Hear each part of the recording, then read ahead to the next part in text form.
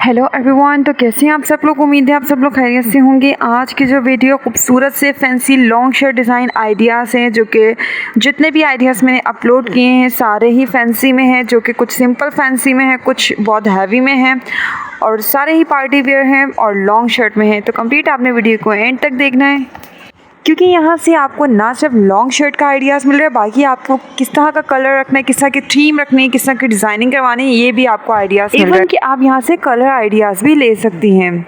तो कंप्लीट आपने वीडियो को एंड तक देखना है बगैर स्किप किए, क्योंकि अगर आप स्किप कर देंगे तो डिज़ाइन इसमें से मिस हो जाएगा।